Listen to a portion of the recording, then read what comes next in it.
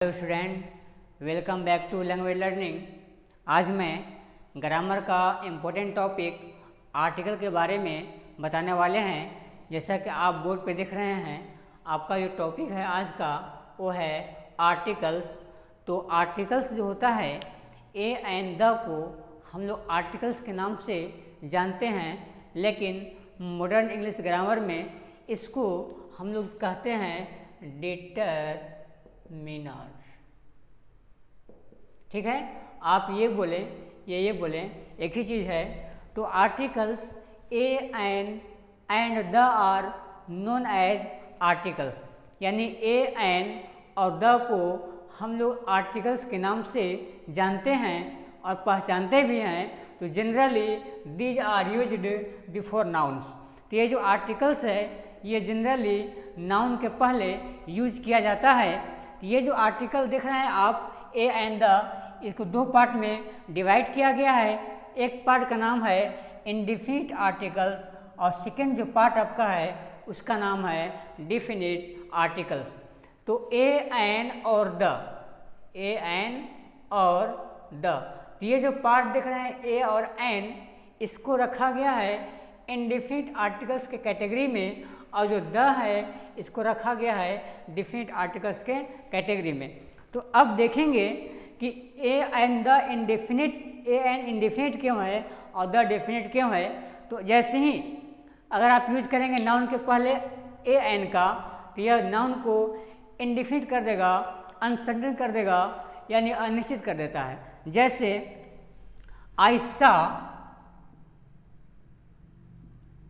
An old man.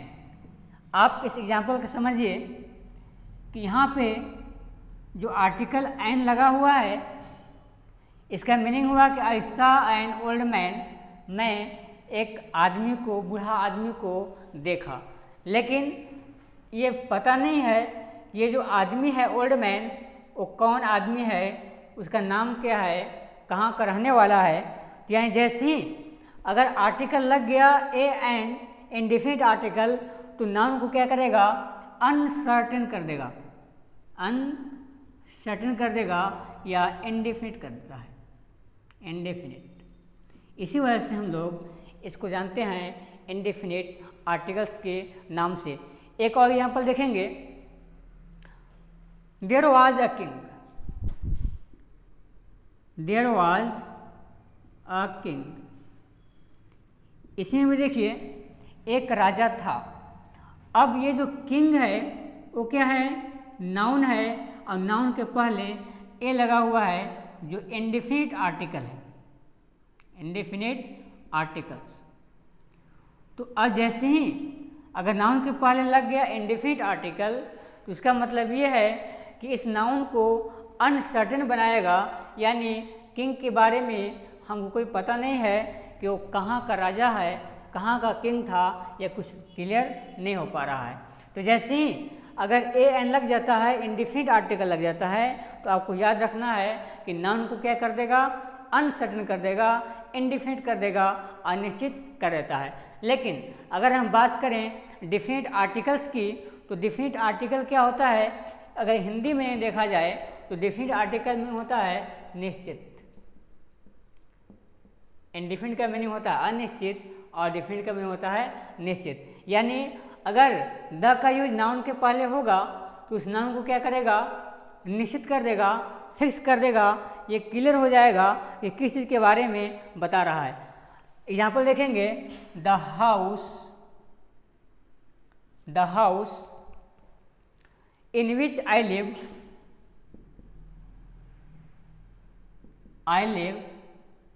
Is new. The house in which I live is new. अब देखिए यहाँ पे ये हाउस जो है वो क्या है, नाउन है, और नाउन के पहले द आर्टिकल लगा हुआ है। यानी ये जो आर्टिकल द है वो कौन सा आर्टिकल है, डेफिनिट आर्टिकल है। तो जैसा कि आपको पता है कि डेफिनिट का मीनिंग होता है निश्चित, यानी इस नाउन के पहले जब द लगा तो इसका मीनिंग क्या हो गया, the house in which I live is new, यानी जिस घर में मैं रहता हूँ वह कैसी है, न्यू हाउस है, नई घर है, तो क्या कन्फर्म हो गया कि जिस घर की बात हो रही है वो न्यू हाउस है, नया घर है। तो क्या है कि जैसे ही अगर नाउन के ऊपर द लग जाएगा तो आप समझ जाइए कि डेफिनेट आर्टिकल है और वो नाउन क्या करेगा, निश्चित कर देगा, फिक्स कर देगा। जैसे एक और एग्जाम्पल देखिए, the gold of Nepal, the gold of Nepal is cheap. इसमें भी देखिए गोल्ड क्या है, नाउन है, उसके पहले आर्टिकल द आया हुआ है, जो कौन सा नाउन है, आर्टिकल द जो है से कौन सा आर्टिकल है, तो यह है डेफिनिट आर्टिकल जो गोल्ड के पहले लगा हुआ है। तो ये क्लियर हो गया कि नेपाल का जो गोल्ड है वो कैसा है, चीप है, सस्ता है। तो अब आपको माइंड में ये रखना होगा कि ए एंड द जो है उसको आर्टिकल के नाम जानते हैं और जनरली इसका यूज नाउन के पहले किया जाता है। अगर ए एन है तो इसको बोलेंगे इंडेफिनिट आर्टिकल और द को बोलते हैं डेफिनिट आर्टिकल। जिस नाउन के पहले ए एन लगता है उस नाउन को अनसर्टेन बना देगा और जिस नाउन के पहले द का यूज होगा उस नाउन को क्या करेगा, सर्टेन बना देगा, यानी फिक्स हो जाता है, निश्चित हो जाता है और इसमें सब कुछ क्लियर हो जाता है कि जिस नाउन की बात किया जा रहा है उसके बारे में हमको पता है, जानकारी है। लेकिन अगर इसकी बात करें कि I saw an old man, मैं एक बूढ़ा आदमी को देखा, तो इसमें कुछ पता नहीं है वो बूढ़ा आदमी कौन था, कहाँ का रहने वाला था। लेकिन अगर इसकी बात करें हम तो इसमें क्लियर हो जा रहा है।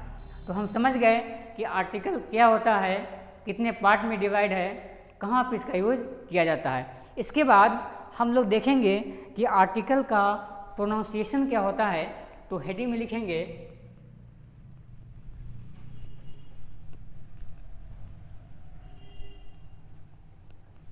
pronunciation of the articles।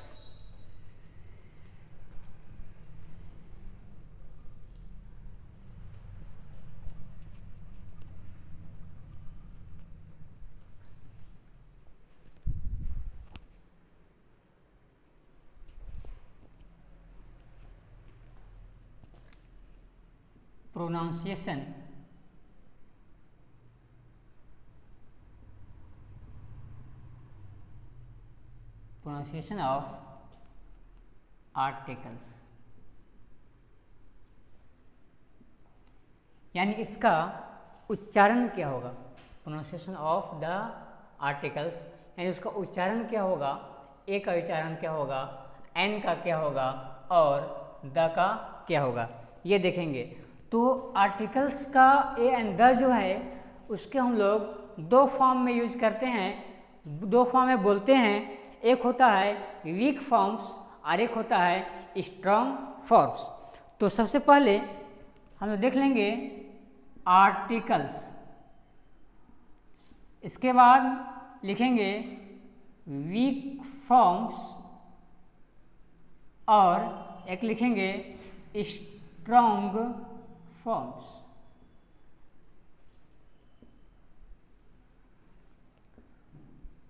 तो इसमें देखिए आप आर्टिकल में ए, एन और द। तो वीक फॉर्म में हम लोग ए को बोलते हैं अ और स्ट्रॉन्ग फॉर्म में ए को बोलते हैं ए, ऐसे। इसके बाद अगर देखेंगे एन को तो हम लोग वीक फॉर्म में बोलते हैं अन और स्ट्रॉन्ग फॉर्म में एन। उसी प्रकार द को बोलते हैं हम लोग वीक फॉर्म में द या दी, लेकिन स्ट्रॉन्ग में ये होता है दी। ठीक है, ये था आपका प्रोनाउंसिएशन ऑफ आर्टिकल्स, यानी ए का स्ट्रॉन्ग फॉर्म ए होता है और वीक फॉर्म अ होता है और एन का वीक फॉर्म अन होता है और स्ट्रॉन्ग फॉर्म एन होता है। उसी प्रकार द का स्ट्रॉन्ग फॉर्म आप वीक फॉर्म में द या दी बोलेंगे, लेकिन स्ट्रॉन्ग फॉर्म में दी बोला जाता है। तो ये था pronunciation of articles.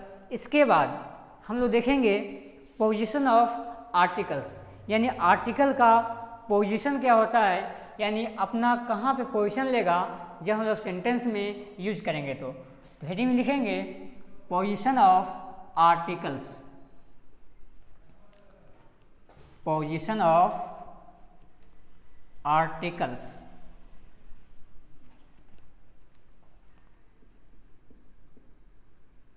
Position of articles.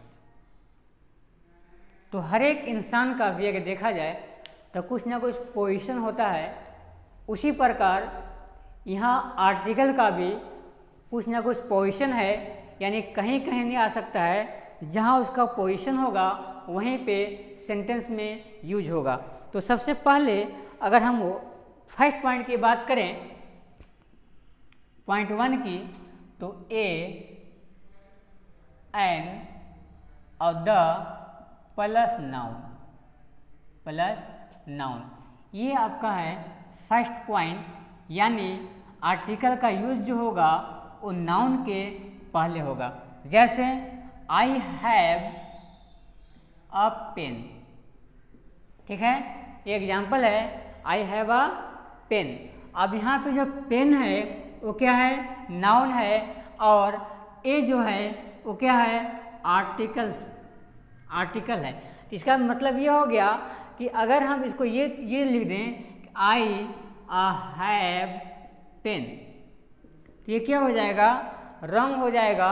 Wrong क्यों होगा, इसलिए रॉन्ग हो जाएगा क्योंकि आर्टिकल का जो पोजीशन था वो नाउन के पहले था, और यहाँ जो है वो नाउन के पहले नहीं यूज हुआ है, इसी वजह से ये सेंटेंस क्या होगा, रॉन्ग हो जाएगा, और ऊपर वाला सेंटेंस जो है वो करेक्ट हो जाएगा। तो ये फर्स्ट पॉइंट था, यानी नाउन के पहले आर्टिकल का यूज किया जाता है। इसके बाद हम लोग बात करेंगे सेकेंड पॉइंट की।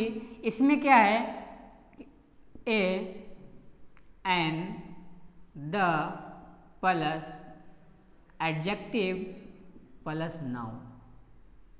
अब देखिए सेकेंड पॉइंट में, जैसा कि ऊपर फर्स्ट पॉइंट में बताया गया कि नाउन आर्टिकल का जो पोजीशन होगा वो नाउन के पहले होगा, लेकिन सेकेंड पॉइंट में आप देखिए आर्टिकल का जो पोजीशन आ रहा है वो नाउन के पहले नहीं आ रहा है, बल्कि एडजेक्टिव के पहले आ रहा है।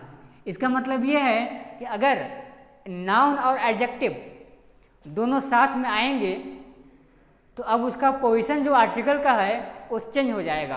कैसे चेंज हो गया, आप देखें यहाँ पे ये नाउन और एडजेक्टिव दोनों क्या है, एक साथ आए हुए हैं, तो आर्टिकल का पोजीशन जो है वो नाउन के पहले अब नहीं होगा, बल्कि कहाँ हो जाएगा, एडजेक्टिव के पहले हो जाएगा। जैसे she is an, she is an intelligent girl. Suppose कीजिए मेरे पास एक एग्जाम्पल है, she is an intelligent girl. तो गर्ल जो है वो क्या है, नाउन है, और इंटेलिजेंट क्या है, वो है एडजेक्टिव। क्या है, इंटेलिजेंट एडजेक्टिव। तो अब देखें यहाँ पे नाउन, एडजेक्टिव और नाउन दोनों क्या हैं, एक साथ में आए हुए हैं। तो अब जो आर्टिकल ए यहाँ पे एन लगा हुआ है, अगर इसको हम यहाँ पे लगा देंगे तो क्या हो जाएगा, रॉन्ग हो जाएगा। क्यों रॉन्ग होगा, इसलिए रॉन्ग हो जाएगा क्योंकि आपका जो रूल है वो क्या रूल ये है कि नाउन एडजेक्टिव अगर साथ में आएंगे तो आर्टिकल का जो यूज होगा वो एडजेक्टिव के पहले होगा। अगर हम यहाँ पे लिख दें इस तरह से कि शी इज इंटेलिजेंट अगर, तो अगर रूल नंबर 1 को देखें तो रूल नंबर 1 में क्या लिखा गया है कि नाउन के पहले आर्टिकल का पोजीशन होगा, जैसा कि यहाँ पे नाउन के पहले आर्टिकल का पोजीशन आया है। लेकिन ये रॉन्ग इसलिए हो गया, इसको तो फॉलो कर रहा है लेकिन इसका फॉलो नहीं कर रहा है। अगर एडजेक्टिव और नाउन दोनों साथ में होगा तो एडजेक्टिव के पहले होगा, जबकि यहाँ पे एडजेक्टिव भी है और नाउन भी है, और यूज कहाँ हो गया है, एडजेक्टिव के बाद और नाउन के पहले, तो ये क्या हो जाएगा, रॉन्ग हो जाएगा। तो ये माइनर मिस्टेक हो सकता है आपके एग्जाम में, तो आपको माइंड में रखना होगा कि नाउन एडजेक्टिव साथ में आएंगे तो आर्टिकल का जो पोजीशन होगा वो एडजेक्टिव के पहले होगा। ठीक है, इसके बाद रूल नंबर 3 को देखते हैं कि इसमें इसका पोजीशन क्या है। तो अगर 3 की बात करें, a an the plus adverb plus adjective plus noun. ये देखिए आप, ये है पॉइंट 3 यानी थर्ड पॉइंट। इसमें देखिए ना तो नाउन के पहले आ रहा है, ना एडजेक्टिव के पहले आ रहा है, और ना ही नाउन के पहले भी नहीं यूज हुआ है, एडजेक्टिव के पहले भी यूज नहीं हुआ है, बल्कि आर्टिकल का यूज जो हुआ है वो एडवर्ब के पहले हुआ है। इसका मतलब ये है कि अगर सेंटेंस में एडवर्ब, एडजेक्टिव और नाउन तीनों साथ में आएंगे तो अब ना तो नाउन के पहले आर्टिकल का पोजीशन रहेगा, ना एडजेक्टिव के पहले रहेगा, बल्कि किसके पहले हो जाएगा, एडवर्ब के पहले हो जाएगा। जैसा कि एग्जाम्पल में यहाँ पे दिखाया गया है, she is a very beautiful girl. इसमें देखिए आप, ये सेंटेंस में ये क्या है, नाउन है, ये एडजेक्टिव है, और ये जो है वो है एडवर्ब। तो अब जैसा कि आर्टिकल देख रहे हैं आप, किसके पहले आया है, एडवर्ब के पहले आया है। तो 3 कंडीशन देखें आप। फर्स्ट कंडीशन क्या देखें कि अगर सेंटेंस में ओनली नाउन होगा तो आर्टिकल का जो पोजीशन होगा वो नाउन के पहले होगा। सेकेंड पोजीशन में क्या देखें, अगर नाउन और एडजेक्टिव दोनों साथ में आएंगे तो आर्टिकल का जो पोजीशन होगा वो एडजेक्टिव के पहले होगा। और थर्ड में क्या देखें, अगर एडजेक्टिव, नाउन, एडवर्ब तीनों अगर साथ में रहेंगे तो आर्टिकल का जो पोजीशन होगा वो एडवर्ब के पहले होगा। इसके बाद हम लोग देखेंगे कि आखिर ए एंड द का यूज कहाँ होगा, कहाँ पे ए लगेगा, कहाँ पे एन लगेगा और कहाँ पे द का यूज होगा। तो ये वीडियो बहुत लंबा हो जाएगा, ये मैं पार्ट 1 में रखूँगा इस वीडियो को, इसलिए कि ये बेसिक है। नेक्स्ट वीडियो में आपको हम बताएंगे कि कहाँ पे ए का यूज करना है, कहाँ पे एन का यूज करना है और कहाँ पे द का यूज करना है। Thank you for watching.